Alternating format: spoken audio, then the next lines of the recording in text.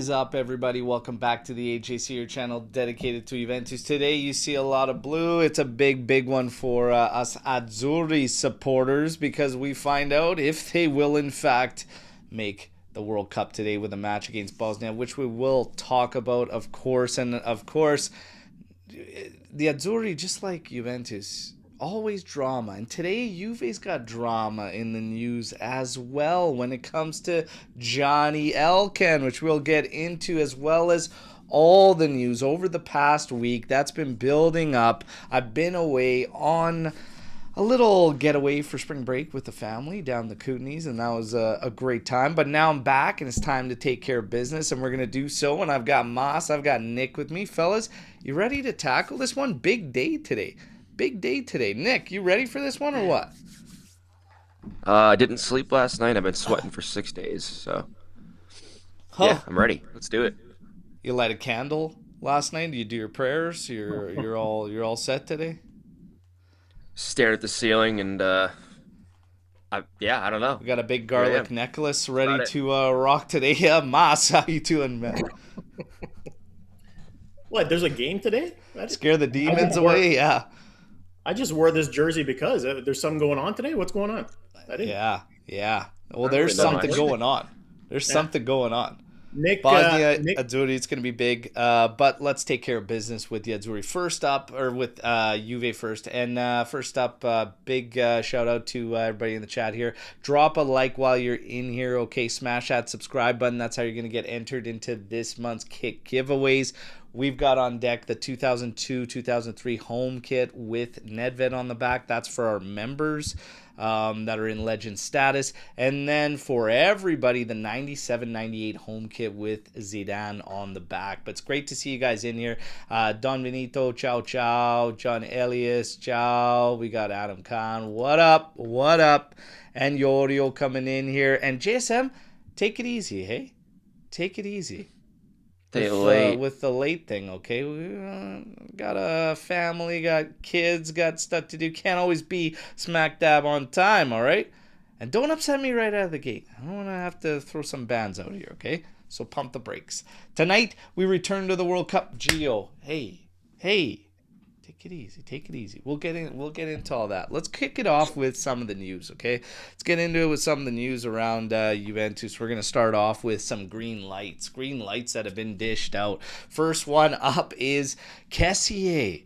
So Juve ramped things up in the chase, ramped up discussions and talks, and they've got apparently an offer on there, and it's down to him. But he's got a 2-year renewal on the table with Al Ahly.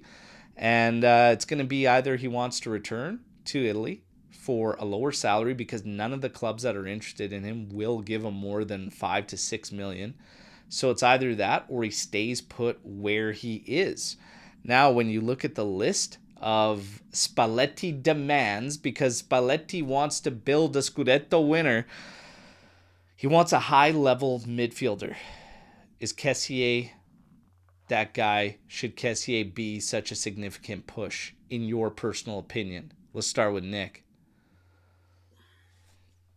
I mean, if we're talking about significant push here, I'm always going with Tonali over anyone at this point, but But let's be serious here. Tonali's not realistic. He just isn't. He's just not a realistic target. At 100 million, it is not realistic. It just won't be.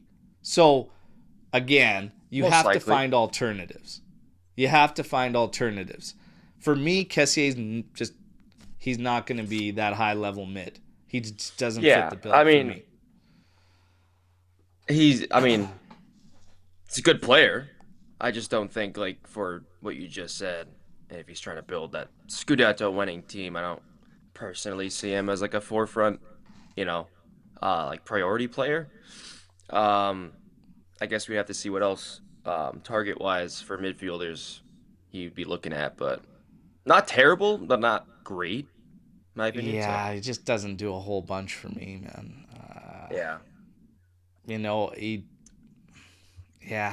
I don't know. Mas, what do you think?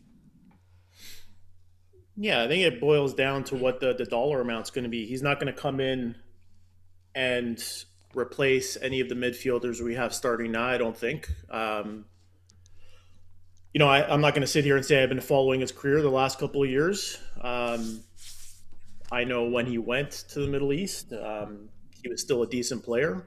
And I'm sure he's a serviceable player now, but he would be a depth guy, right? So, I mean, we're always saying that depth is a bit of a need on this team. So I'd be for building up depth and bringing him in, but again, it depends on what the salary is going to be ultimately for me. Yeah, I mean, you could consider him a high level mid at a certain duty in the midfield. I don't know if it's the right one for us to be considered a high level acquisition in the midfield, if that makes sense, just because I think there's a different profile missing out of the midfield.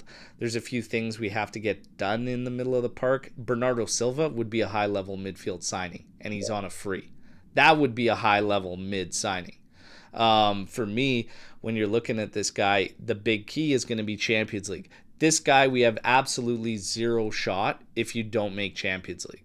So Bernardo Silva might not even be realistic either, because at 31 years old, he's going to want, like, there's differences here. Lewandowski is a name that's been thrown out there, and Juve has green lighted it and would like to add him.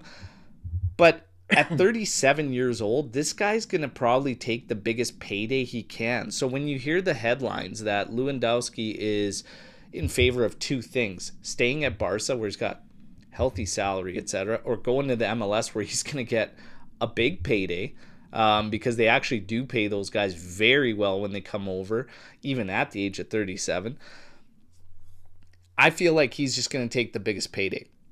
Yeah. People read that headline and they're like, oh my God, Juve's no longer alluring to these key guys. Well, Lewandowski's at a phase in his career where I think he's just going to take the biggest payday. So I don't think it's necessarily anything with allure.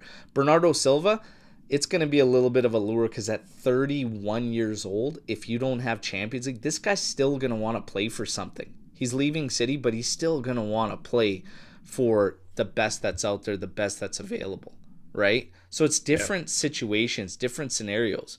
And apparently, when you're looking at Juventus, they've been working on Bernardo Silva since last season, according to the credible guys. But it's still going to be tough. But that would be a high-level midfield signing. Outside of that, there are some high-level profiles. And like I said, you could consider Kessié one, you could consider Goretzka one, but I don't think that they're the ones that really push the needle for Juve drastically, because you need a certain guy. Like, we need the guy with the final balls, someone that's going to fix and help that final third that's been a hurdle and obstacle for a few seasons. That's how I see it anyways.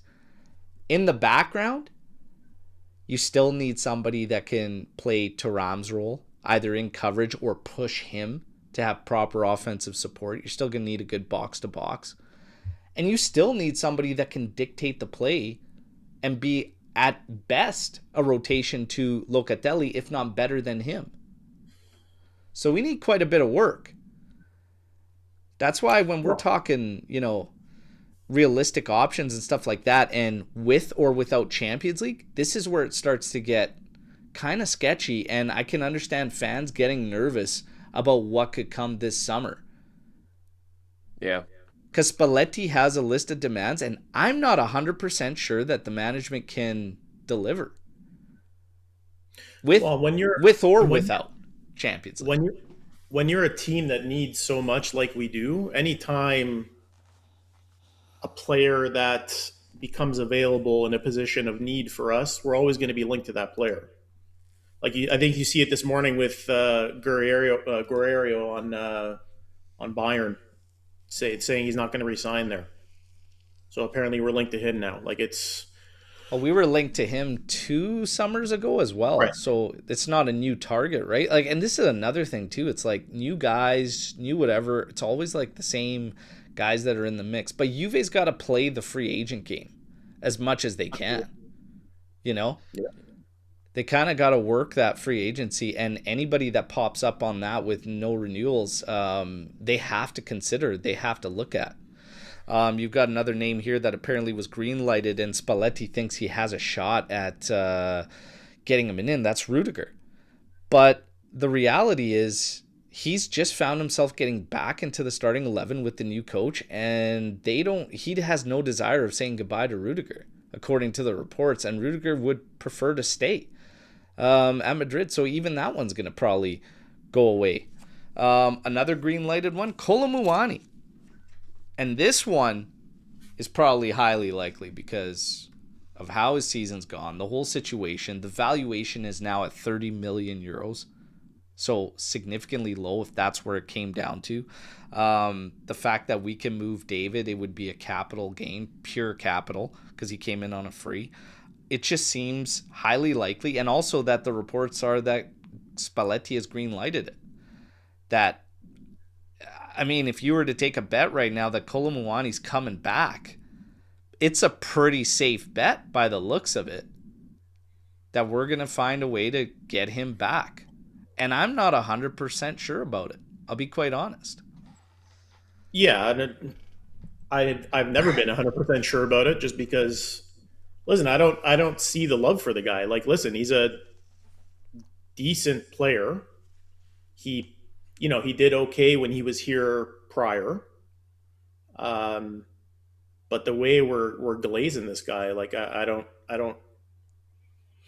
It doesn't make any sense to me. Like, I think he would be an upgrade to David, that's for sure. But how much of an upgrade? I mean, I don't think it would be night and day. But I don't know. The striker position is going to be an interesting development this summer, to see what we do with Vlahovic, and if Kolo comes in. I don't know.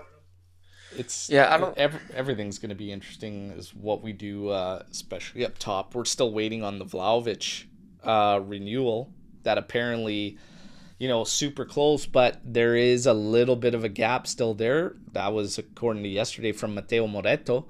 So even that doesn't get sorted, and that changes things drastically too. If all of a sudden he doesn't stick around, then that changes everything. Like, there's so many dominoes going into the summer that it's wild. And even when you read in the chat here that there are reports that Arbeloa is going to be gone in the summer from Madrid, so all of a sudden that could open things up for Rudiger again. Another coach comes in and he's not in his graces for the starting 11, etc. I mean, all this can change like that.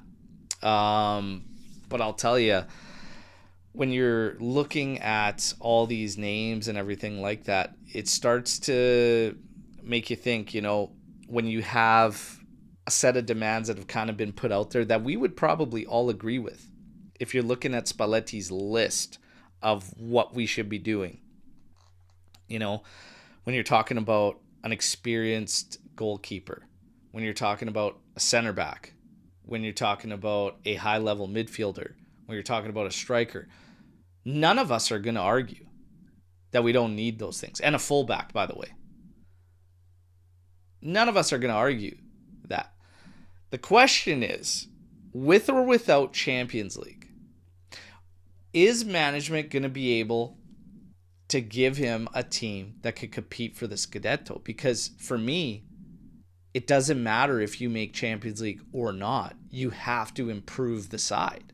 You have to get that done. So I think... Go ahead, Nick. I think the team just needs a heavy rotation. Like, there's a lot of players that we need to say goodbye to, and to get some fresh faces in that the coach actually wants, especially. I just think there's a lot of players on this team right now that just aren't really cutting it at all, and it's just not Juve quality and haven't been up to par. And if we can rotate and get some other players in and get them out, But the other thing too is going back to the Kolomuani thing. It's he's a good player. It's just not very exciting to me. You know what I mean? There's no name that's exciting besides, like, Bernardo Silva potentially coming in. But, like, I don't know. It's just, like, not very exciting to me. You know what I mean? Like, there's no name that's, like, exciting besides, like, Bernardo Silva potentially coming in. But, like, I don't know. It's just, like, not very exciting to me. You know what I mean? Like, there's no name that's, like, exciting besides, like, Bernardo Silva potentially coming in. that's about it for me. Like I don't know, you know what I mean? Like it's just not. There's nothing like that's that exciting player wise that are on our list right now. Well, Um, yeah, because if you want the exciting, you got to be ready to shell out the big cash, you know? And we've done that before too, and it backfired. well, I that's why I was mean, saying we to splashed get big rid on of. certain guys and it backfired. That's true too. We were excited. We were all excited on Vlahovic when he first came on the huge money. We were excited on Delict when he showed up on the big money. I mean, it's tough, right? It's not all about the flash. Like if I'm looking at this team, working off what you said that I agree with, you do have some dead weight there. If you shed those guys and you can improve even on a depth, like this team gets better. Does it get Scudetto winning better? Well, you could still sign experience whether you're in Champions League or not. You could still find experienced players that can help this team. Like we talked about it, and you have 18 points this season that we pissed away from our own mistakes. Last season, you had 20 plus points, 23 or something like that, from a winning position that you ended up coughing up. Yeah, Experience bad. can still be found whether you make Champions League or not. And experience would still help them. They might not be the flashiest, but they'd be better than some of the guys that we have around right now, or the young guys that are struggling with consistency and absolutely weak bench when it comes to depth. I still say, no matter what, you make Champions League or not, you have to improve this team, and you still can. Can it be Scudetto winning? It could, because I don't think Serie A is like it's not strong. No, No. nobody's So convincing. Spalletti wants a Scudetto. He's got a list. I believe it's nothing crazy that he's asking for, and we should be able to deliver for him. It's all about finding the balance. If we say, oh, we've tackled your list, you got a center back, you got a fullback, whatever, but they're 18, 19-year-olds, no experience, whatever, you can hit the list and be like, that's probably not going to do it. But if you work smartly and you have good balance in there, you mix some good experienced guys with some good market opportunities, and maybe you take a shot on one young guy, you could probably get this thing handled. There was Yeah, a no, I report agree. on plan A and B for Juve. So it said with Champions League, the plan A is 6 to 7 key signings. Keeping your core intact, no major overhaul. Okay, well, you're going to have to obviously say some goodbyes, even if you do make Champions League. You know, you're still going to have to move some guys. Plan B, without Champions League, targeted signings, probably not as much, experienced leaders brought in, some bets potentially on young players, keeping core players to avoid starting from scratch. They're both very similar plans. There's not a Yeah, yeah, regardless, you need experience, whether it's plan A or plan B, right? bingo. Yeah, You, it's a you good you balance, need you know. You experienced should have. leaders. This team needs to bring in some experienced leaders. Keeping the core players to avoid starting from scratch, that's the same as no major overhaul and keeping your core intact. So the thing is that's difficult here, there's going to be some guys that are on the fringe there that aren't going to make that cut to stick around out of the core. That's one of Here's the things. here's here's another thing too that I'm noticing. Obviously, I'm sure you guys have too. You know, it's saying a lot from the coach when he's starting Boga over four of our strikers. I know Vlahovic and Miller kind of just came back, right? But like David and Openda can't even get a look, and we got Boga starting in that striker role over the two that we just more or less signed like a year ago. So obviously, to an extent, he doesn't see them as like a important players and doesn't rate them that well as of right now. You know, so like there's two that, in my opinion, he probably doesn't really want going into next season. Um, Yeah, which leads to the next set of reports when you're talking about this and this build.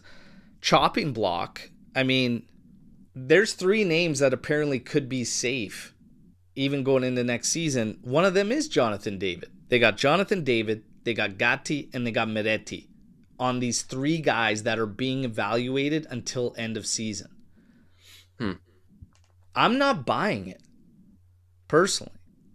Nobody could tell me that David isn't dead in the water if Spalletti renews and everything's the same and he stays. I mean, nobody could tell me otherwise. You can't... The words that Spalletti has said, the fact that he's decided to play Boga up there in multiple games rather than use David, the fact that now that Milik and Vlahovic are back, he's looking at potentially playing with a 2-striker set, which would actually make sense for Jonathan David, and he still doesn't have David in mind.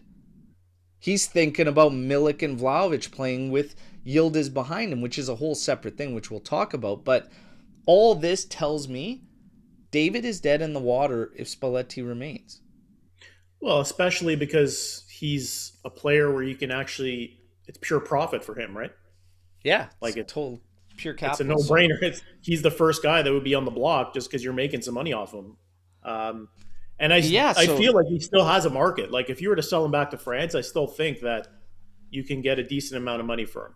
Of course, absolutely, and he does. And there are teams interested in waiting to get him back into French league. So I'm not buying that he could potentially be safe.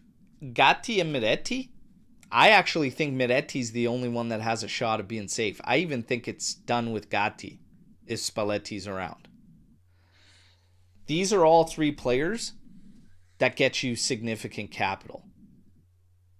None of these 3 players are in my core for Juve. Mm-hmm. These are the guys where you make your moves and then you build your team. Gatti's on the outside looking in. Kelly's ahead of him. You've got Bremer. You've got Kalulu. If you want to play 3-man back, even if you go 4, Gatti's still coming from the bench. That's a big capital deal. When you're looking at Miretti, I'm just not seeing it. Push that needle. It was at the beginning of the season, and then it took a nosedive.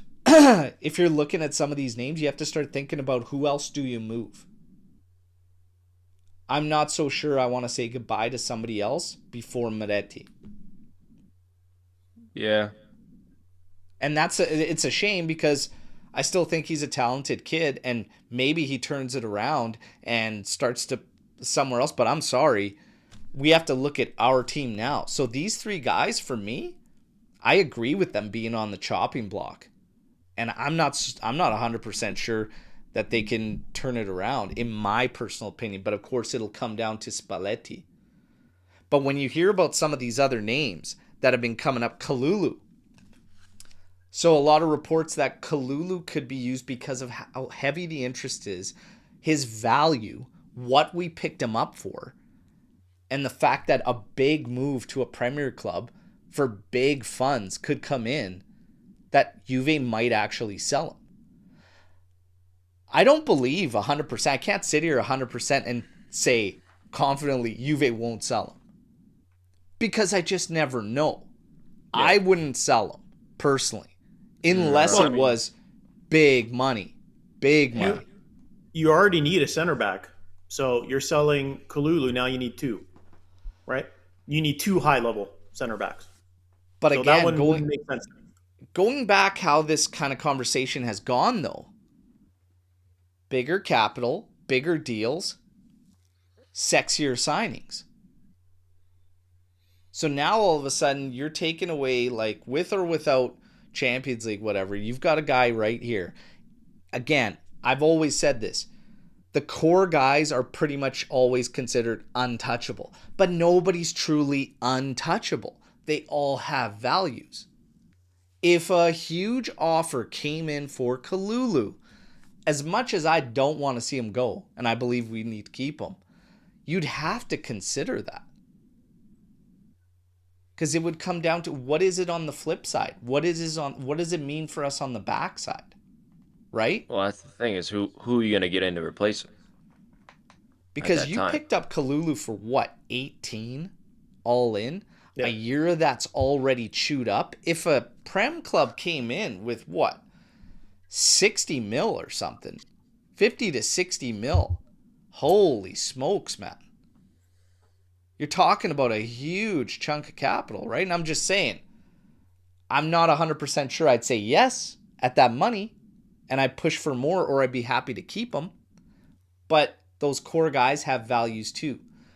But all these other guys that we're hearing, David, Medetti, Gatti, I'm selling those guys first. I'd be more happy to sell those guys first than one big payday on a guy that's at your core when you have little depth. Thuram got in the news claiming that he's got interest and that Juve, same thing, might consider if the offer was strong. I said the same thing. It's got to be a big offer if you take Kefren Thuram away from this team, even with his inconsistency. Has to be a big offer. Yeah, because the potential's there. Absolutely. He just needs to be consistent. But he's a guy that if a big offer came in, I wouldn't be the end of the world for me to get rid of him. I don't know. I don't know what he is yet. I've seen glimpses of it. Man, I've seen the potential, but I don't know. Is he ever going to be that guy? His inconsistency, I think, has us forget about some of the incredible fucking plays he's made. Like, this is the problem. I started watching some clips and going back on Thuram, and holy smokes, man, he's pulled some shit off that's like, it's incredible. And I'm like, where is this guy? Like, it's one game out of 9, 10. But some of the shit he's done is incredible. And that he's got to find that way, way more often and regularly than he does. It's a shame because some of the stuff he's done is just magic, man. I go back to that back heel move he pulled on a defender in tight on the goal line, tucked it in. He had that goal against Fiorentina where he pulled off a crazy move, dished it off, and then just burst through the seam and then buried. Like, he's done some fantastic stuff, but it's too few and far between that I think it has people forgetting, because as this rumor came up, there are some that are saying, yeah, I'd probably consider a healthy offer and want to say goodbye. I don't want to say goodbye to him. But I think he's in the mix that it's got to be a big offer only for me to say goodbye to him. You know? Yeah, and you gotta think, if you bring in another midfielder, a talented midfielder, that's just going to elevate his game. So that's the concern. If you bring in a guy like Bernardo Silva, I mean, I don't want to compare Thuram to Pogba or anything, but like, you look at Pogba and the midfielders he was playing with, it allowed him a lot of freedom to kind of do whatever he wanted to do back then. Yeah, I feel that about this team in general. If you elevate the talent around some of these players, I mean, there's some guys, like Nick said, it's dead weight. Like, I don't believe you're going to get anything more out of them no matter what you do with the team. But some of these guys on this roster, if you bring in some more talent, I think somebody like Thuram will actually start putting in some better performances. Yeah. One thing is for sure, we have to sell Cambiaso right away. This comes in from Ibrahim. And Cambiaso's been in the news too, and it's been mixed reports. But apparently his sale will be considered as well. There was a lot of reports that tied it to Champions League. No Champions League, he's going to be shopped. With Champions League, he's going to remain. And that he's one of these guys where that qualification matters. I'm just going to say it right off the bat. I think there's a list in Spalletti's mind where he's going to veto moves. And I think Cambiaso's one of them. Yeah. He loves the guy. Yeah. If we haven't figured out by now who his guys are, you're never going to figure it out. But Spalletti, now that you look back on it, he's kind of played a dangerous game, right? Like, he did everything in the build-up supporting everybody, backing everybody, and working forward. And then all of a sudden, as results started to slide, he's kind of started to throw them under the bus. And he's started to just say, like, yeah, and just call it for what it is and done. And he's kind of got us in a spot now where he's killed certain guys. Where they have, like, their backs against the wall, and it's a mountain to climb for them every minute they go in. It's a mind fuck, and it was also created by Spalletti. So I understand some concerns that fans have where they say, you don't qualify for Champions League, you don't stick around, even with Spalletti. And I can kind of see that, because when you start to look at the timelines and how he followed through, he's killed guys. Like, David's got to battle through anything any minute he comes into a game. Openda is practically rendered useless with the indictments that he's put on these guys. Rightfully so. It's like, at that point, if Spalletti's staying, then why keep him? Like, half our bench is just dead weight. Yeah. I don't know how much money we realistically get for all these players, but like half of the bench, just looking at it, I'm totally fine with saying goodbye and sayonara to half of them. I'm of the belief that I kind of agree with what Spalletti did. If you're not bringing anything to the table and he tries and tries, at some point you just have to go with the guys that are doing something, anything, and try to get the maximum amount of points that you can. But going to the well with other guys to be a nice guy, that doesn't work for me, not at Juve. So I can't agree with the section of the fan base that says you have to qualify for Champions League or Spalletti should be sent away. I think you need to, and I keep saying this for everybody that says Juve needs to sign the right players. You won't get the right players if you keep doing what we're doing, which is just signing guys for the sake of signing guys and think that any coach can come in and just make them hum. Like, that doesn't work. At some point, it needs to be the other way around. 100%. You need to have a coach in place and then work with them to see the rosters they want to build, right? Exactly. Which we haven't done. Yeah. Which we have not done for a number of years.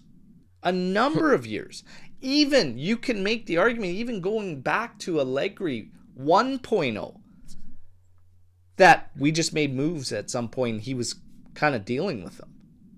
Because even towards the end, that's what was happening. We need to get back and just lock in. So I can't side with those guys on those feelings. We're going to keep things moving, though, because there's so many...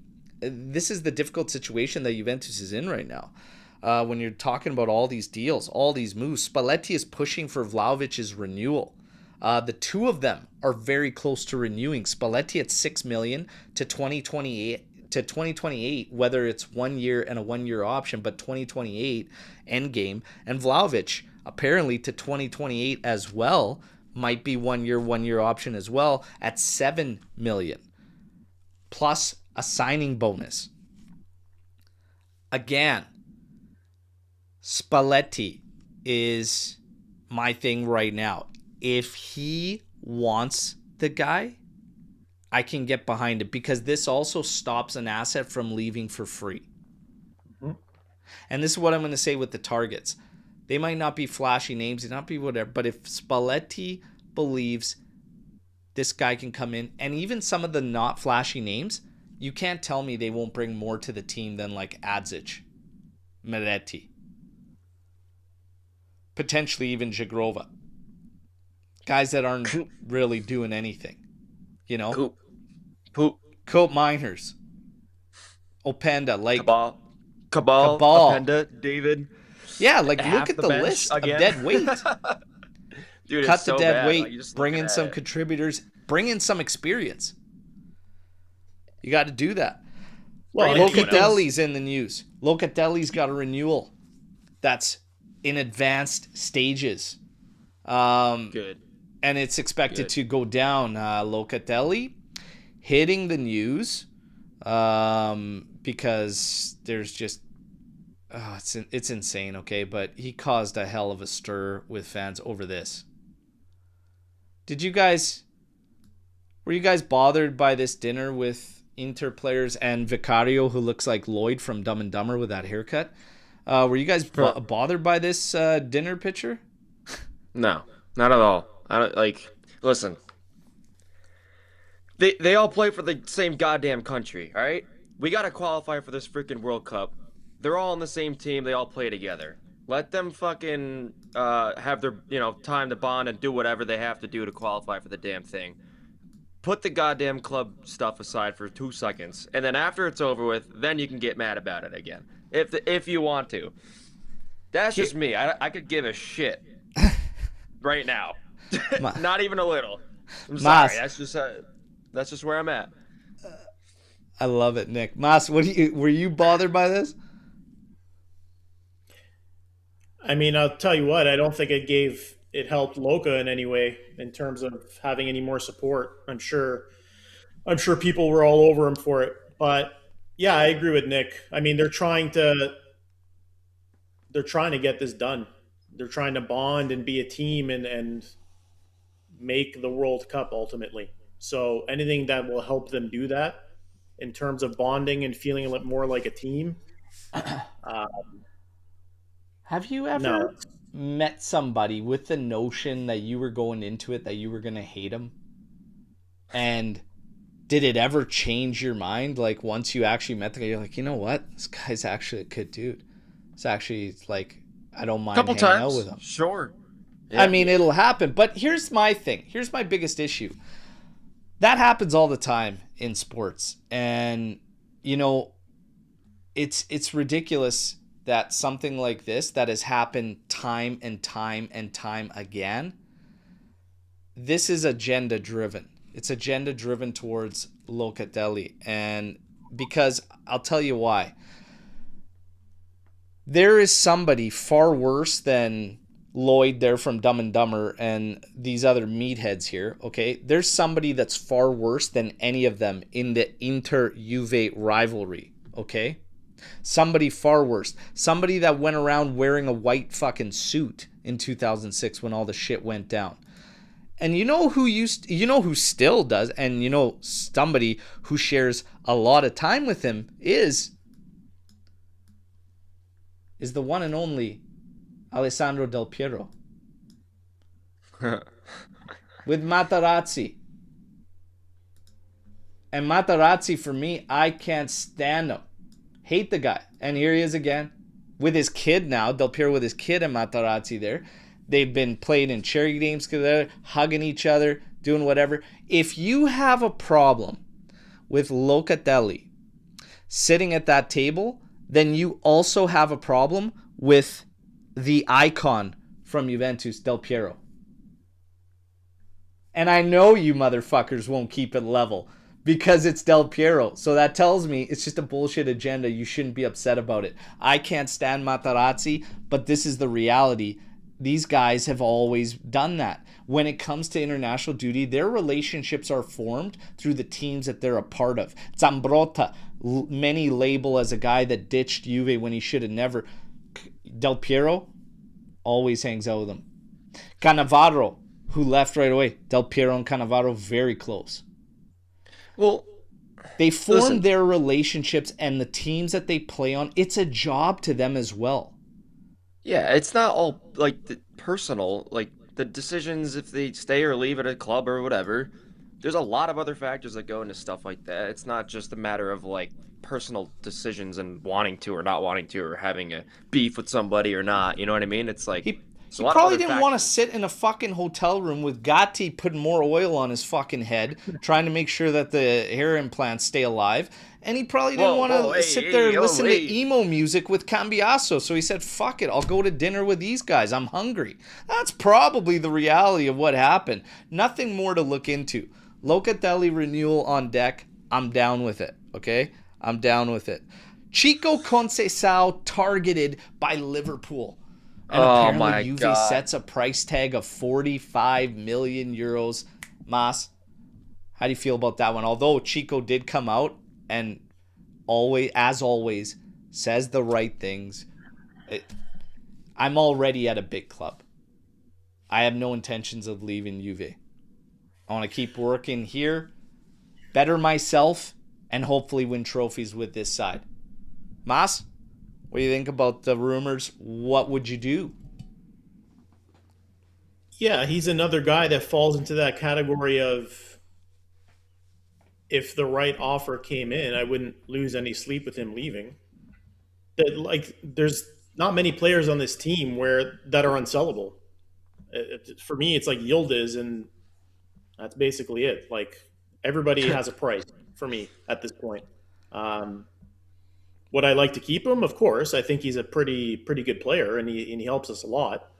But he hasn't shown anything where we could be like, no, we can't get rid of this guy. It's impossible, right? So 45 might be a little low, but I wouldn't be against selling him if the right offer came in. Nick?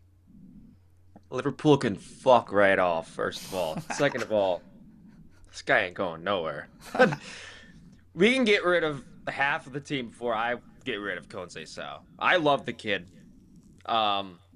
And he's got a profile that no one else in the team has. Really. Besides maybe Boga and Yildiz, and that's about it. That I think is unique and that we need for creativity and to take their guy on. He brings a lot. Like he hasn't, in terms of like putting numbers up, maybe not doing as much as maybe we want him to do. But there's a player in there, and I don't really think that getting rid of him is gonna. I think keeping him would help us more than getting rid of him. But obviously, it always comes down to money in the business. So I get it. You know, if an offer came in that was like too good to pass up, I understand that too. But here's my not thing: to Liverpool. 45 million. So 60 million, you're keeping him? 40 mil? Come on. If it was 45 Liverpool, million, absolutely. ain't it? 300 million. 45 million ain't it? And I'll tell you right now, he's overhated, and it's just because of the numbers. It's just because of stats. I agree, dude. He's overhated because of stats. But when you look at the effectiveness of what he does in creation for this team and how stagnant they are when he's not on there, it's night and day. He literally, even in a double team, pushes teams back. These other guys need to fucking get some shit done when he does that. But there's a lot of guys, when you go down the list, that aren't doing. We talk all the time about Thuram needing to support the attack, do better. Our striker woes, holy fuck. We've talked about that for an eternity. We've even talked about Yildiz, the untouchable one, ghosting at times and staying out, drifting away and fading into the abyss of a match at times. Stats are why he's overhated. And still, you can play back the tape on this entire season. This guy should have way more assists to his name and probably even a few more goals. But hey, sometimes the shit doesn't fall. But he's been challenged by his coach, and over the past 4 matches, what do you got? 2 goals and assist, 1 goal taken away from him. A game where he could have had 3 assists, where the guys weren't putting it in the back of the net. It's just stats. It's just fucking stats. But when you're watching him on the pitch, for me, he's going to get better. He's still, 22? 22 years old? 23 years old? Like, He's going to get better and better. And the fact that he's doing it in Italy, where they all play 5 fucking defenders at the back, he's going to get better. He's hated because of stats. That's why he's hated. 45 million ain't it for me. I don't argue that. I recognize his importance on the team, but I'm saying he's not irreplaceable. If an offer of 60 million comes in for him, I wouldn't be against selling him. That's all I'm saying. I would, because there's not much capital in that when we just paid 45 for him. That's silly to me at that point. It's not the way we should be doing it with this team when you're looking at the other names that are out there and when you're looking at capital gains on certain names. Those 3, Miretti, Gatti, and David, top the list. So to make minimal on capital on his move, even at 60 when you just paid 44, 42, whatever the hell it was. Yeah, I'm not into that. I'm not into that. But again, he's just hated because of the stats. And I see the comment right in there. Chico has horrible stats. Yeah, proves my point. Dude, proves my the point. hate in the comments right now on freaking Chico's nuts. Proves my point. He's got nowhere to go but up. And again, he's going to be one of those guys. It's like when Yildiz goes out to play against Romania and everybody's freaking blowing their loads left, right, and center. Yeah, because he's got a ton of space. He's playing out on because they're playing him one-on-one out there. Of course he's going to cook. He roasted that guy. Made him look like a deer on ice. I mean, that's what I expect. Chico's going to do the same if he gets 1v1s. And he looks good when he plays international where they try to do that and they have that space. It's silly to me. It's silly to me. Now, we're going to keep it moving. Bremer, no longer untouchable, according to the reports today. If a strong offer comes in, Juve will definitely consider it. He's got a contract that runs to 2029. There will be no renewal on it, according to the latest reports. So, there you go. There you go. Bremer's going to be an interesting one to follow. We've talked about that one a lot. I personally don't think it's the right time. I think you just bite the bullet and keep him around. You're not going to see an offer of $60 million come in for Bremer. They're dreaming with these numbers. It just ain't going to happen. It ain't going to happen. The offer won't be strong enough, so I don't think we should be selling. Now, when we get to some names that are being considered in the attack, Mason Greenwood comes up again. We all know the history around this guy. Is there any interest in bringing this guy in? I know it's hard, and people say you need to separate the personal issues and what happened there with the sport, because the sport is what happens. He's having a good, strong season. But I'm sorry, I can't take myself away from it, and I have zero interest in Mason Greenwood. I've never even seen him play, so I have no opinion on his playing ability. But obviously, there's the other that mess. I can't separate it. I don't want to separate it, and I think that values are important when you want to build a culture and whatever. And hopefully, we are trying to build a culture. But man, I can't bring myself to that. I have zero interest in bringing him in. Mas? Yeah. Outside of that, he's playing in the French league, and I think I'm good with bringing guys in from the French league right now. Yeah, David kind of jaded me a little bit from... I don't think we're in a position to slight at any other league when we're the slowest playing league there is. Serie A is fucking slow as shit. And you could see it in our national team. It's like they're sleepwalking. I don't think we're in a position to laugh at other leagues. I'll be 100% honest. Our game's shit. You have 70% of the teams playing fucking 5-3-2 football with parking the bus. And it's slow and drab as fuck. I'm sorry, man. Like, I'm not going to buy this league thing. And, like, no. Serie A has, like, lowest talent they probably have in the past decade. Like, I'm not buying it. Our Capo Cagnonera race is 14 fucking goals right now. Yeah. No. Yildiz, a fucking 19-year-old who we know could get much better, is tied for second on 10 fucking goals in a Capo Cagnonera race. Yeah, that's right. I don't want to hear about this league thing. I'm done hearing about this league thing. But Mason Greenwood, it doesn't matter. I'm out for the obvious reasons. Salah being considered. Salah. I'm good. We're trying to rebuild the Spalletti. We're trying to do the Spalletti career reunion. We're trying to get the career reunions going. Even Ostegard at the back line. Okay, so Salah, the devil's in the details with Salah. Ostegard at the back line, guys. Fucking Muaremovic, please just bring Muaremovic back.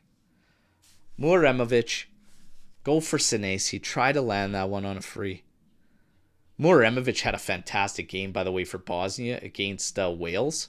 Was a fucking rock back there. He's going to get better and better. It's a cheap flyer because of our 50% sell-on clause. Bring me Muremovic. Bring me Senesi on a free. Okay? And let's I would still try for the Rudiger free. Okay? Sell Gatti. Say goodbye. Sell Cabal. See you later. Yeah, absolutely. Let's start making the moves here. What about Salah's only 33. I mean, it's not What's like that? he's 39. Salah's only 33. I thought he was a little older, but No, I mean- 33. He's got a couple of years. Couple of years. Listen, the season he's having right now, I'm freaking good. I'm all set with that guy. Well, he wants out. It's the same with Marcus Thuram. yeah, Yeah, I People also thinking just he's like, done and whatever. He's just done with the situation. Little fresh yeah. scenery. Well, I get that. I also just I don't know. I'm good. I don't like his attitude. I don't fuck with him. Never have. I can't say that Salah doesn't help this team. Like doesn't help Maybe. this team. Maybe not. But I'm Devil's in the personally all set. details. It all comes down to the details. Devil's in the details. And he's still having an okay season.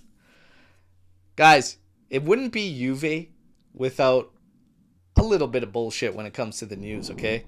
Elkan's in the news. Could face indictment. An indictment request due to tax fraud and tax evasion stemming from Agnelli inheritance. And Ferraro can also be facing charges through this.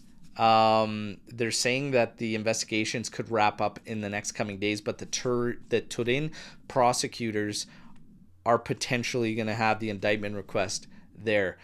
This is reported by Calcio e Finanza, and yeah, it's just another day for us Juve fans. I mean, we see this, but there's probably some out there saying good on Elkan and the indictment, especially Sleepy Ferraro there. So, hey, we'll follow this one. Bad thing? Yeah. Oh, So we'll follow this I one don't know. as it goes. But yeah, in the Juve world, who knows? Lukaku back. Lukaku back in the rumor mill. He's at odds with Napoli. Apparently didn't respond to the call. Didn't show up as he was supposed to for the team. He could be option for Juventus. Guys, we're in the build-up, okay? We're in the build-up to getting closer to that season end. Not many games remaining. It's going to start spiraling now, and the rumors are going to come hot and heavy. I'm going to remind everybody, take everything with a grain of salt. We report everything from everyone because you just never know, and we like talking about the hypotheticals, but don't take everything you hear for gospel. Like, pump the brakes, okay? J Medical's licking their chops for that one. They're like, Lukaku, oh my God. I mean, Listen, Milik made it out alive. We thought he was dead. maybe that's Burgess work. Burgess revived a dead man. That new signing we brought in out of Australia there. He revived the dead in Milik. That's impressive. That may go down as the most shocking moment of the season. Depending on how Right? depending on how this finishes up, that could be like the moment. 663 days Oh my between God. appearances for Milik. Dude, that's actually crazy. 663 days. That's fucking insanity, man. How the hell is that even possible? You know what's Can even any of funnier? We extended the contract during those days. The Yeah, contract he's got keeping J Medical extended busy, that's why. during a 663-day absence. His contract got extended, obviously, so we could lighten the annual cost. But that's insanity. But bravo to bringing in Burgess, who revived a dead man. Incredible stuff. That's incredible work. Burgess, props, okay? Juve's got a lot of work to do. It could go either way, but I'm just going to say this, and I'm going to keep saying it because I don't care if... Okay, that's the wrong choice of words. Obviously, we want Champions League. We need to make Champions League. But it doesn't affect me in what I need this management team to do. And that is make the team better and improve it and work with your damn coach. Because if they don't work with Spalletti and he doesn't get anything of what he's after, then we've just failed yet again. So it doesn't have to be the sexiest of names on the list. It doesn't have to be all this. It just needs to make sense for Spalletti and his game and what he's trying to do. Going back to one more thing before we talk Azzurri, 2-striker set. A lot of news around him going to a 2-striker set with Milik and obviously Vlahovic. I said it before. It could work. I'm not 100% sold that it's the be-all, end-all in how we should operate. But I find it hilarious that you're going to go to a 2-striker set and still not consider David when that makes more sense to him than the solo up top in how you want to play with Spalletti. I still think that part is hilarious and not making sense. But, Mas, do you want to see us in a 2-striker set to close out the season? Yeah, I mean, you're not wrong, because ideally in a 2-striker set, you want 2 strikers that are a bit different, right? And I think David would do well playing off of Vlahovic and vice versa. I mean, Milik and Vlahovic together are pretty similar players in terms of stature, like frame, and the way they play. So, I mean, I'm not against it, but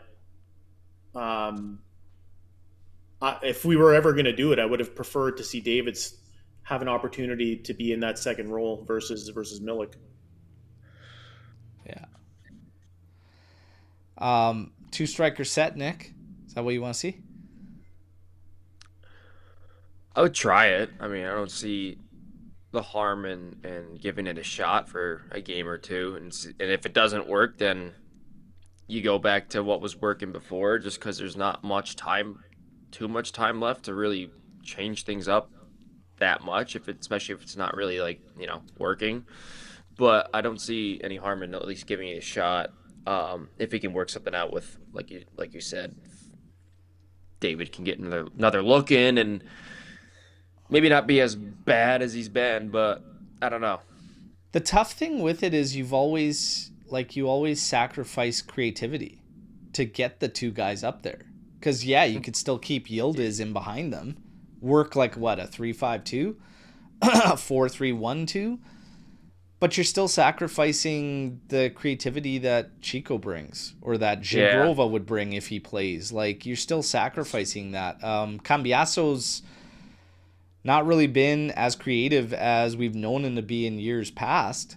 And McKennie seems to just do damage as the body that's up front, the extra man in the area, creating havoc. So it's like, I don't know. That's why it's like, if you're doing a 2-striker set, it's got to work for everybody that's in the system. We'd have to just see it. Is it kind of silly to experiment at this point in the season? Kinda. I mean, kinda. I'm not against a 2-striker set, but I don't know if I start a game like that immediately. Yeah. You know, like maybe play your next game's what, Genoa on Monday? Maybe start with Vlahovic up top. Chico, Yildiz, both. Maybe try 4-2-3-1 to start. And then, hopefully you get some goals. Then go to like a 2-striker set. And then try to work off that and see what you got, right? It's a tough call. I'll be quite honest, but well, I mean, to go with a 2-striker set with 2 strikers that are just coming back from pretty serious injuries, I mean, it's probably not the best idea. But they also don't complement each other, to your point earlier. They just don't complement each other. So it's just like a weird thing. That's why, like, David is the one that plays different style altogether and makes sense in a two-man set. But again, going back to the indictment, he's just dead in the water. So I don't know. I mean, it's a tough spot. If anything, I would say Openda and Vlahovic, because I think they're very different, like very different. Openda's different from many footballers because I have no fucking clue where he should be. And right now, left, right, out Exactly. That's seems what to I'm be the saying. It's best. just like you never know. So That these guy Slavics, looks you like a kind of know what you're getting. Timu Carl Weathers, okay, from Rocky, and he plays like one as well. It's Paulo. So, okay, Yeah.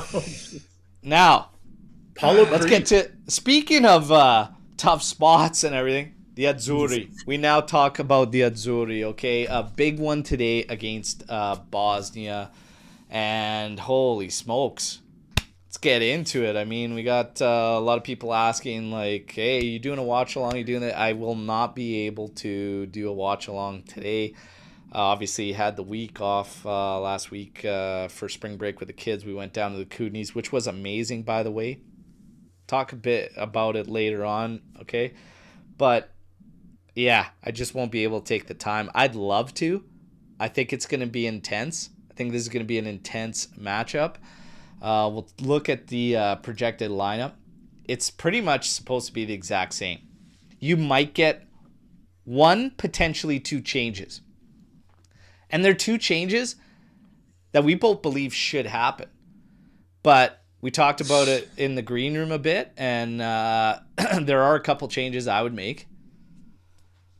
I think you'd start Esposito, and I think you change Politano. But that's it. Mas, you kind of had the same feelings. Nick? Yeah, Retegui just didn't look good the last game. I don't think he's fully fit. Didn't look fit. Didn't really bring anything to the game.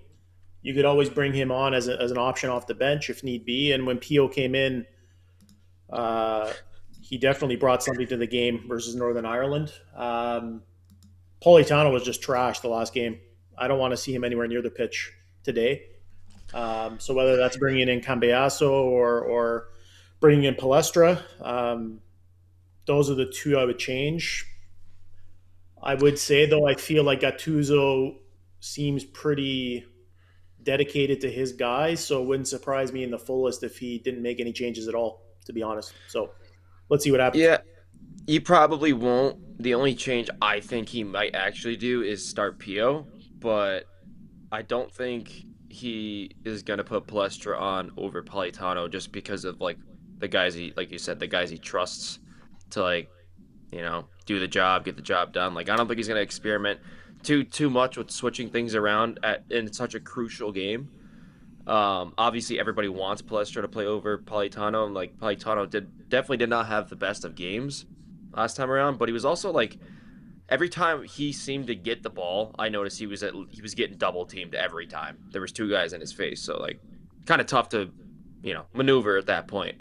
So I cut him a little bit of slack on that front, but other than that, he I don't know, didn't really do too much when he wasn't in that situation. But yeah, I think if anything, Pio might start over Retegui, and that's about it. Yeah, I'm looking at this, and Retegui and Keane. Retegui just looked the one to be off. Keane was working hard, doing good things. If you're talking about the side there, Politano was fucking awful. He played a couple decent balls into the area. Funny enough, the goal came from across from his that was cleared that Tonali stepped into.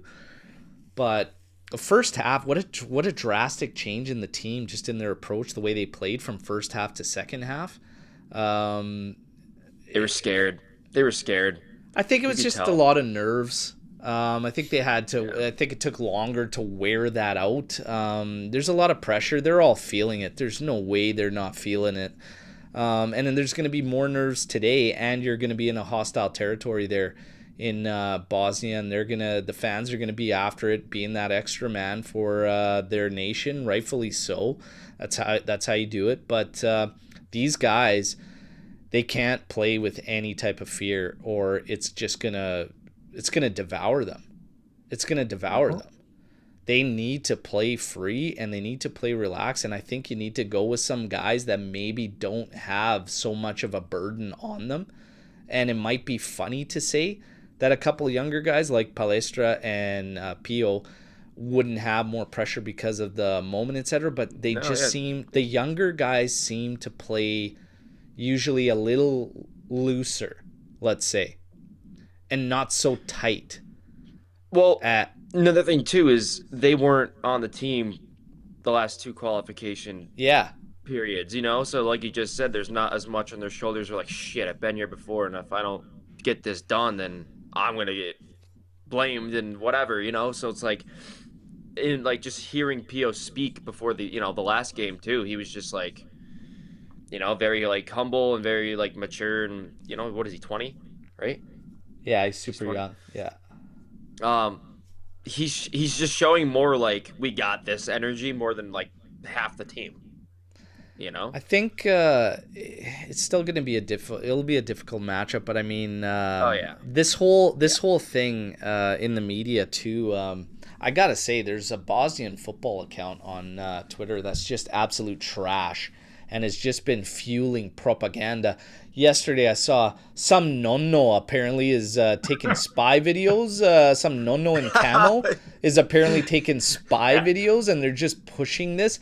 They started tweeting out shit about the refs and how Italy is going to be wanted in the World Cup, so watch out for the refs. Are you fucking joking me? We've missed the last 2 World Cups. They gave a fuck about that, and we were going to become Vardrid or whatever. It would have happened by now. So play whatever games they want, okay? But I'm going to get into the Italian media for a second, because at every turn, these Italians are just fucking unbelievable how they love to shoot themselves in the feet. We've talked about it all the time when it comes to Serie A and what they do and with their clubs. But now you got Rai.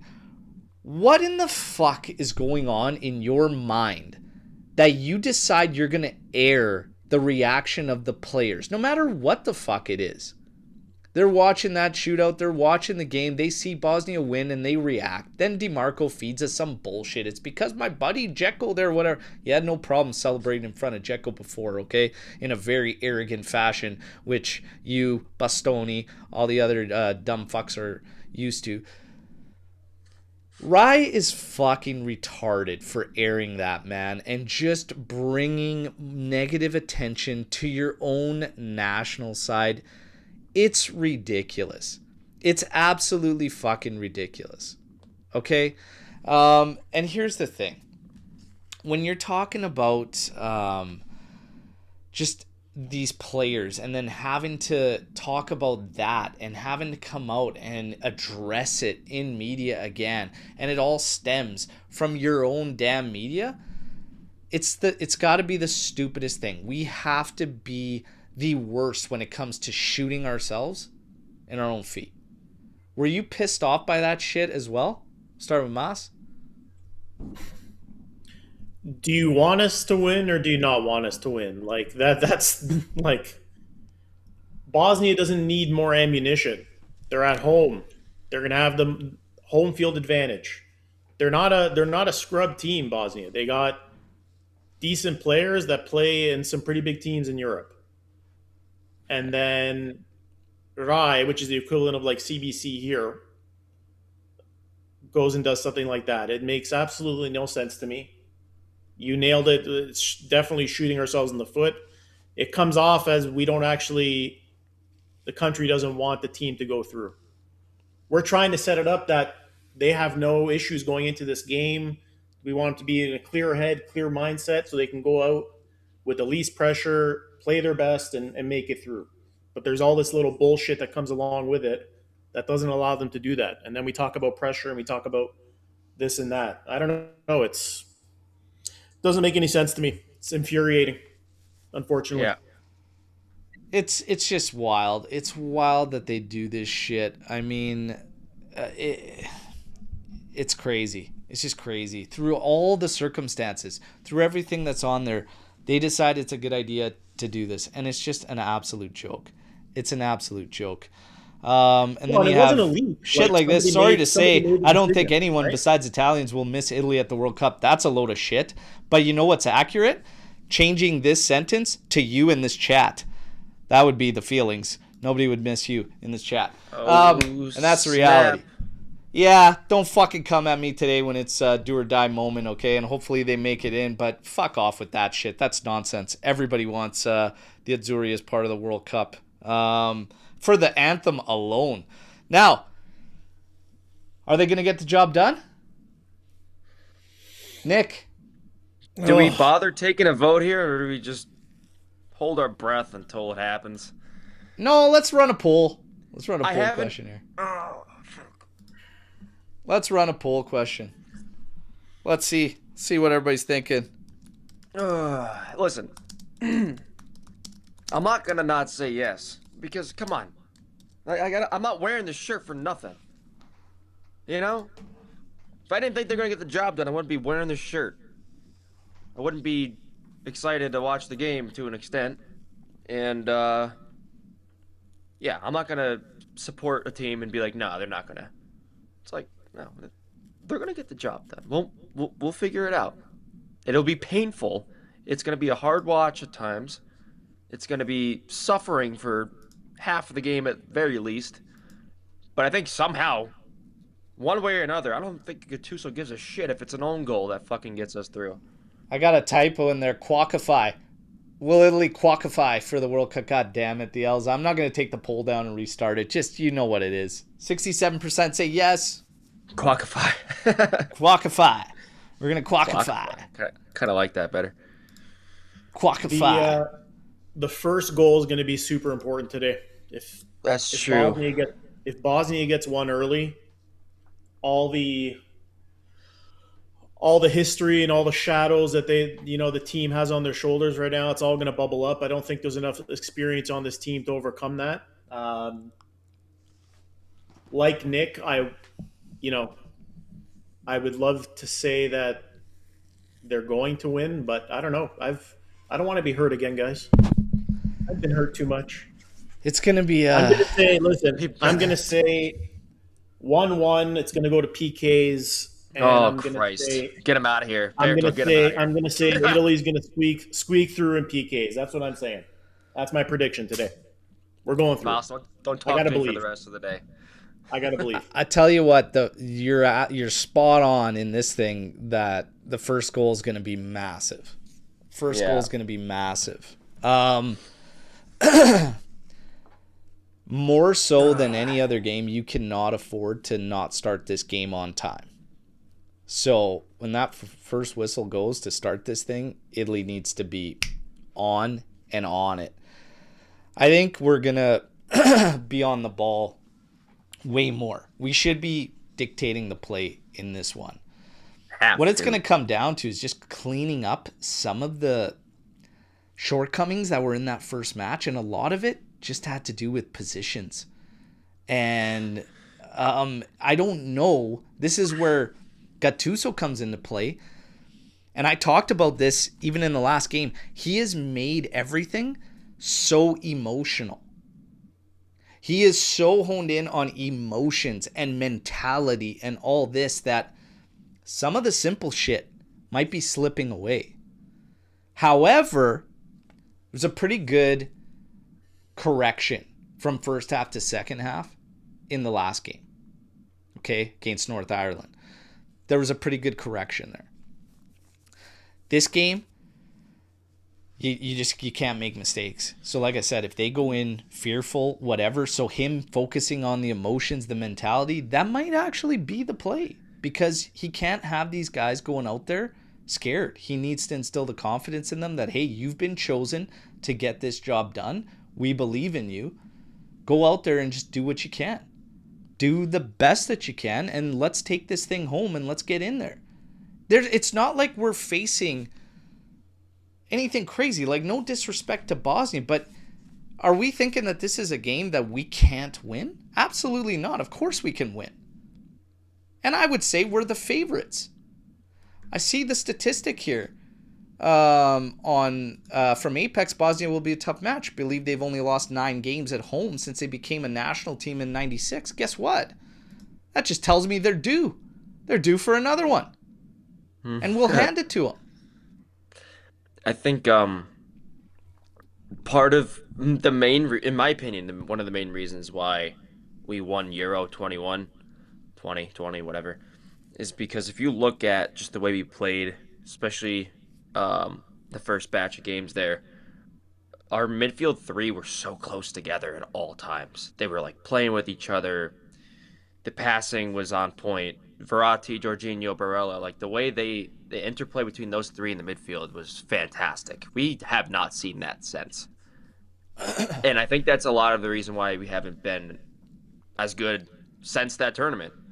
And we saw that against Northern Ireland. It's like we're watching fucking Coop Miners playing center mid. He's just running off into who knows where. You know, like our midfield is nowhere to be found. It was like Tonali, and then like you said earlier, in the green room, Barella was like, I forgot he was even on the field half the time. Like, where is he? He's not even in frame of the shot of the freaking camera. Where the hell is this guy? If they correct that for this game, I think we have a solid chance of winning. Because that needs to be fixed. And I haven't really watched Bosnia play. I don't know what the hell the deal is with these guys, to be honest with you. But from what I've been seeing and hearing is that their midfield there's a gaping hole, or at least they don't. If we can control that midfield, we win the game. I feel, and that's why I feel pretty good going in this game. We should be controlling the ball and dictating the play. They were strong at the back against Wales. They were really strong against Wales at the back.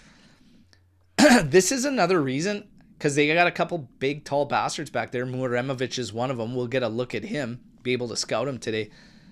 This is another reason Esposito needs to get in there. Esposito needs to be in this game. Big, physical kid.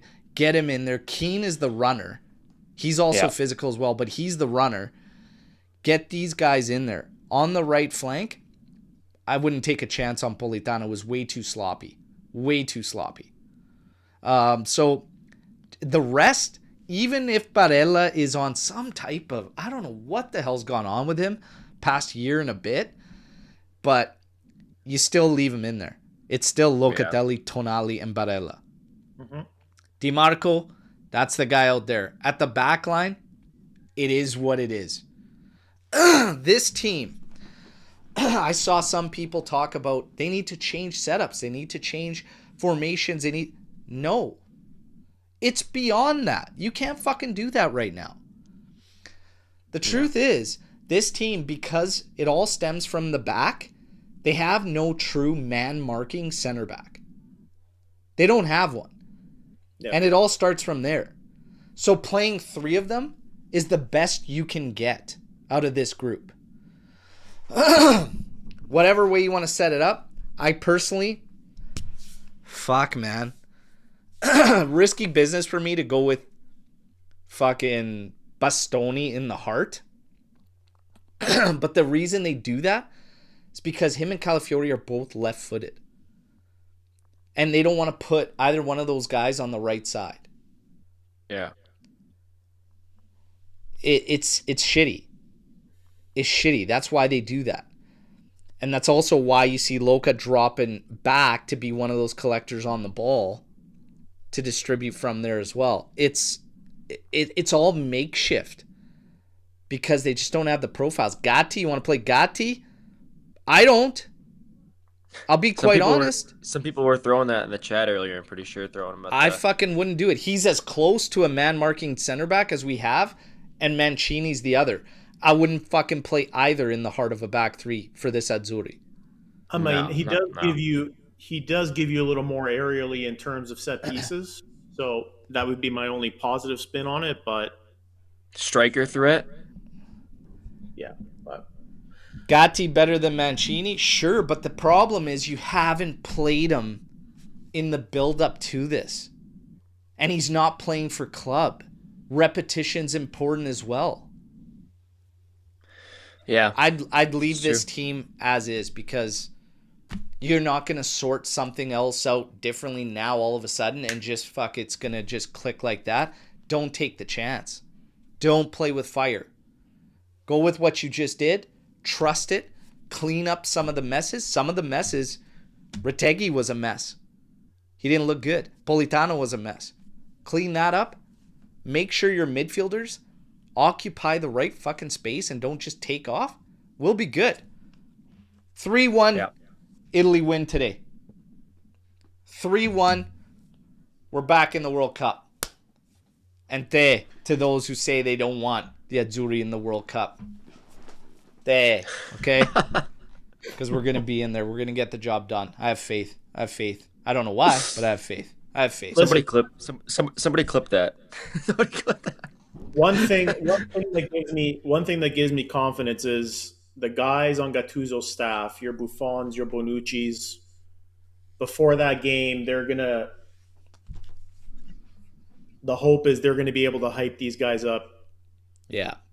Like if you can't get momentum going into this game, just alone from the game itself, but then standing in front of those three guys that have done it before, the history that they have with that jersey and that crest, if you can't bring your game up to another level for those guys, then you're never going to do it. In the opening 10 minutes, you come out and you silence those motherfuckers. Whatever, 14, 15K plus everybody who rented out balconies on that apartment building right next to the stadium in Zernica there. Yeah, shut them the fuck up in the opening 10 minutes and then control that ball and then dominate and get a couple more. Okay. Otherwise, our players might be coming out at halftime with black eyes or something. Hey, whatever it takes, man. But I will say this, to Mas's point. Fuck, man. So we were away at the Kootenays on holidays there. I was sitting in the hotel room. Everybody was kind of sleeping. I was watching the replay of that game against North Ireland.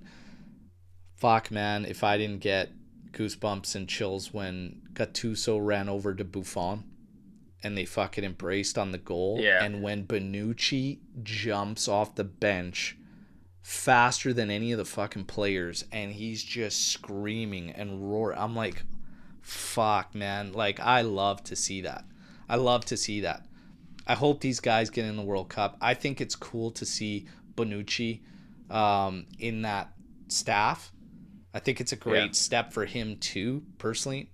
I've always loved Bonucci. I talked many times about the Milan thing and everything goes there, but I've always loved Bonucci.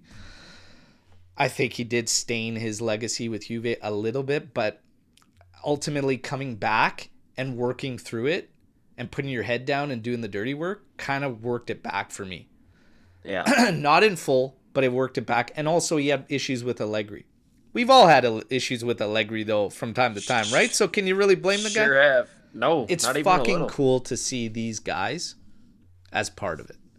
Yeah. I think Gattuso has limitations. Do I think this team can go far in the World Cup? I tell you what. That's a pretty juicy fucking group waiting for you. Canada, Qatar, Switzerland. That's Jonathan pretty good. David's our threat. Jonathan David's our threat against Canada. Is that? I tell you what, that's a pretty good group. Listen, Canada's gonna, if Italy qualifies, they play Canada in the opener June 12th in TO, and there's a lot of shit going on about Canadians, Italians, all this and whatever. And holy fuck, the videos I've seen. People need to pump the brakes. That group is going to be wide open, other than, no disrespect, but Qatar. I think Switzerland can create some problems too. But Italy has a good shot of getting out of that group. Despite not being at last two World Cups, despite having to be in a playoff to get in there, that is a juicy group. Group. But the Canadian coach coming out saying, we need to make it a red out. You need to get those blue jerseys. You need to burn them. Pump the brakes, buddy. Ain't nobody burning shit. That's going to be an away game for you. Canada's going to have an away game in Toronto when they face Italy, because the Italian support's going to be there. But there's a big discussion about, and Mas, you could speak to it. Nick's obviously in the States, but we're in Canada. We're both of Italian descent, right? And Canada or Italy. Whose kit you rocking for that game? It's an easy decision for me. And it's not because of what Sid fucking Sciacque Palle Sexero said, okay? Where he says, I've followed Portuguese football all my life. Bullshit you have. I traveled there to watch games, etc. But when Portugal plays Canada, I live in Canada. I support Canada. Listen. Fuck off. It comes down to what resonates more for you as an individual. If we're talking about the game, the sport, it's always been the Azzurri. Second love next to Juventus for me was the Azzurri. But even from a standpoint of I reside in Canada, but I still resonate more with my heritage and my Italian roots in how I live my life, how I was raised, how I'm raising my kids, the food I eat. Fuck, even some of the music I listen to. Like, I resonate more with my heritage than where I live. Yeah, and that doesn't make you any less. That doesn't make you any less Canadian, right? No, it's just it is what it is. Every game other than the game against Italy, I'll be cheering for Canada. But I'm not gonna go against the Canadians. It's like, no, you know what?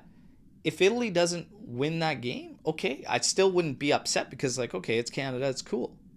It's not like we lost to France. It's like, no, we lost to Spain, who, like, I can't stand.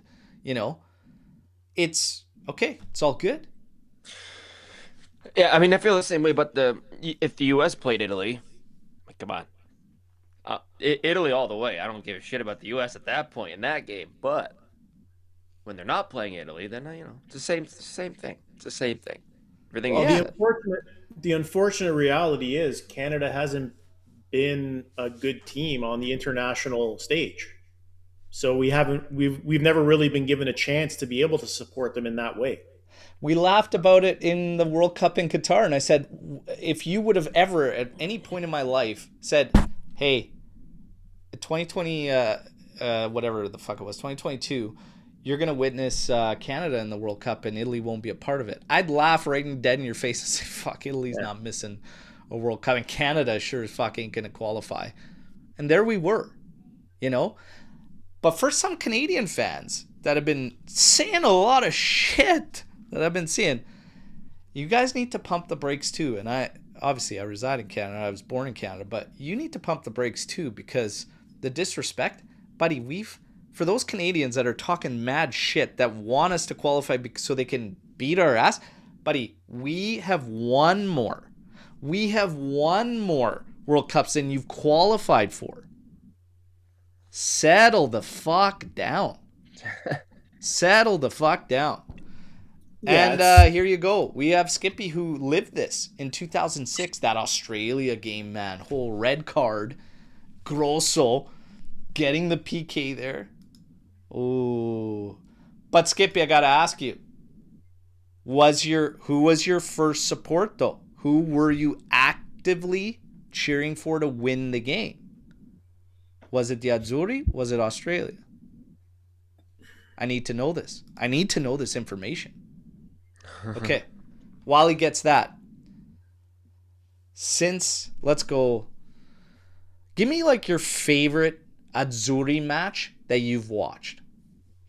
What's been your favorite Azzurri match that you've watched? I mean, it's easy to say 06 France when you win the World Cup, but like, it's still not my favorite Azzurri match to watch. It was my favorite moment.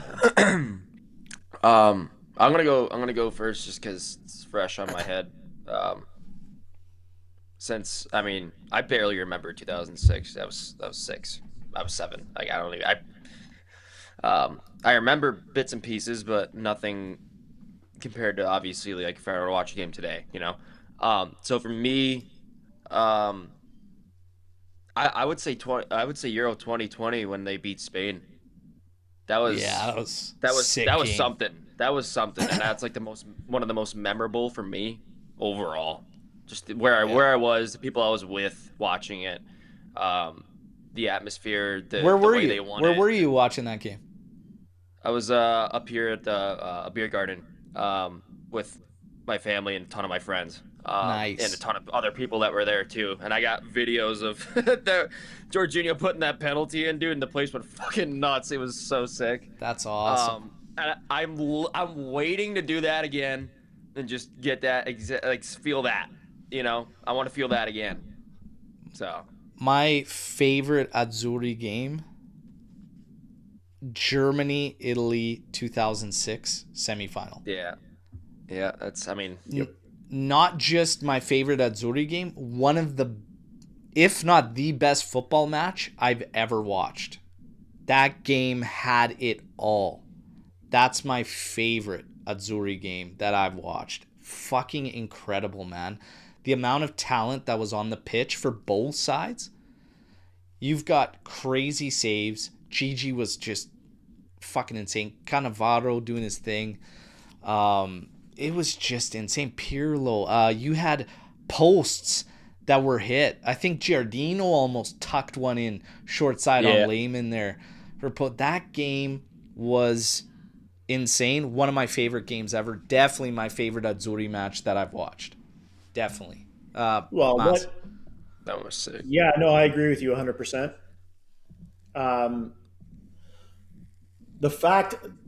The reason I know that game was one of, if not the greatest, anytime on Instagram or whatever, TikTok, anytime you see a highlight of that year, of that World Cup, it's not the final that you see. It's actually the semifinal and the highlights from that game that continuously play over and over again. I mean, even just the broadcast, like Fabio Caressa, like his calls, like it's the reaction of the German fans afterwards, that girl crying, I can go back there and just, it fuels me, you know. How about the Del Piero Te in the corner for the Selly on the second goal? Hey, even you got a Del Piero Te in there, of course it's going to be my favorite. That Del Piero goal, man. I could watch that all day long, every day for the rest of my life. Like, dude, everything about it, but the call, the build-up, like Cannavaro again, and then it's like the ball to Totti, fucking hits Giardino out of nowhere. Del Piero fucking shows up into the mix, like as Giardino just cuts and just like holds up, fucking out of nowhere, blazing in, and the finish, what a finish, man, from Del Piero. That was just class, man. Like the last Euro win was obviously special, but 2006, you'll never be able to top that for me. I don't think you ever will, even in the future. I can't see any Italy team in the future topping the emotion that team made me feel. It was just the Euros was the Euro win was awesome. But it wasn't, I don't know why, I can't pinpoint, like it wasn't the 06 level, but I think also for me it's because of the guys involved, like in that 06 team. Yeah. I've obviously, like, they just resonated so much more, man. Like Camoranesi, Del Piero, even Totti, Buffon, Cannavaro, Zambrotta, like these guys were just, fuck, a lot of them were my guys, you know, like our guys too. And it's just like you're watching them, like the Juve contingent in there was awesome. And I don't know, like when you get to the Euros, fuck, it's Bonucci and Chiellini, and did they ever put on a show? That was a fucking clinic, that tournament in the Euros. It was still awesome. And Chiesa was like starting to roar for us, you know. Chiesa was this big up and coming player too, and it was like, it had wicked vibes around it. Yeah. But there's something about 2006, and I still say, as a tournament, as a whole, the most talented World Cup tournament was 06. When you go pound for pound, club by club, nation by nation, I don't think you've seen a tournament with that much talent in it. 2006 was insane. The thing that made it better for me was 2002 was such a shit show in terms of how we just basically got bent over and screwed over in that tournament, right? To be able to come back in 2006 with pretty much almost the same roster and be able to actually close it out. It's wild. Yeah. Wild. 2006, player name wise, there will be no tournament topping World Cup 2006. Too many big names in their prime. 2006 World Cup is magic, and the Azzurri come out on top. Fantastic stuff. Now, today, let's qualify. Get in there. Take care of business. Get her done. It's going to be a tough one, but they'll get it done. They'll get it done. Let's have faith that the Azzurri get it done. All right? Please. Let's have faith. God. My God. Please. Those were good times. Yeah. Light a candle. Say those prayers. Do whatever the hell you got to do. Get those garlic cloves on, okay? Around the neck there. Do whatever. Scare the demons drinking. Off. Do Go to whatever you got to church. do. Gonna start drinking right after this pod's over. My God. Panda, unfortunately, no live watch along today. Unable to take it. By the way, guys, because I had the week off, Kootenays there. Kootenays, incredible. So, no food chains. There's no food chains there. So everything is ma and pa. And it was just so fresh, man. Oh my God, the food was incredible. Shout out to Marzano's restaurant. Incredible fucking pizza. Okay, incredible. We were loving the Berto nature updates. Really. How funny was that? I mentioned Milik and the fucking helicopter flies over top the rescue chopper. And that was an epic fail on my part. I missed a perfect opportunity for the Arnie impression. So I let all of you down that follow me on the daily. Fuck, that was a perfect time. Get the chopper there. Come on. To the chopper! Get to the chopper! Oh, God. That was a perfect time. But every morning, there was like a little get-together there, and it was like, it's funny to sit there and like do this news video, but it's even funnier when you see the people that are standing there that have no idea what the fuck I'm talking about that are watching me do it. And I'm just like I'm like, morning. And they're like, morning. And I'm like, okay. And I'm like, I guess they're just gonna stand there in that parking lot and stare. I was like, okay, well, we're fucking doing this. And then in that area, you are a celebrity. And then the one day I just started walking. I was like, fuck these guys. So I just did it on the move, the video, because I was just like, yeah, can't do it. But yeah, it was good times. The Kootenays, beautiful, beautiful stuff. The kids had a blast. So hopefully everybody else with their kids on spring break had fun and everything. Mas, you've been doing a lot of soccer with the kid, his academy and stuff? A lot of soccer, man, yep. I saw a nice goal. The pink pony. Buried there, a dry left-footed drive. The drag back, yeah. He's you know what? He's not known for scoring, but recently he's been banging some nice ones. So I'm pretty impressed, to be honest. I mean, for those that don't know, my son plays for the Inter Academy of Toronto, so that's my big failure in life. There's reasons behind that, I will say, that I won't go into now, but. Listen, the kid's coming along. He's I don't put too much pressure on him. And he's coming along. So it's fun to be able to take part in that journey with him. To be honest, I love the sport and the fact that he loves it. I mean, it would be nicer if he was a Juve fan, but what are you gonna do? That's life. Well, explains why you were silent earlier. And Roberto was like, "Oh, you guys have a problem with this picture of him having dinner with the Inter guys?" Yeah. Nas was like, "You're like, ah." Listen, you might have got the academy wrong, but in the end, you're doing the right thing because you said he's starting to bang some nice ones, and in the end of the day, we want all our sons to bang the nice ones. So that's what they got to do. All right, you guys. On that note of banging nice ones, we're leaving you. Okay. Great show. You guys were a blast in the chat today, as always. Okay, let's hope that the Azzurri get the job done and qualify. We're going to take a look at this. There won't be like a post-match or anything tomorrow. We just keep it rolling with the news and then get ready for Juve's return, which will be against Genoa. So I'll keep you in the loop on the news. For today, though, us Azzurri fans, Forza Azzurri. Forza Azzurri. Take care of Bosnia. Get us in the World Cup, okay? But as always, Forza Juventus as well. Fino alla fine. Everybody, enjoy the match today, and let's hope we can celebrate qualification or quackification after my typo. Quackification. Guys, quackification, dude. Take care. Azzurri, get the job done. Gattuso, slap these fuckers around before you take the pitch. We got a job to do. Ciao tutti. Let's go. Talk soon. Let's go.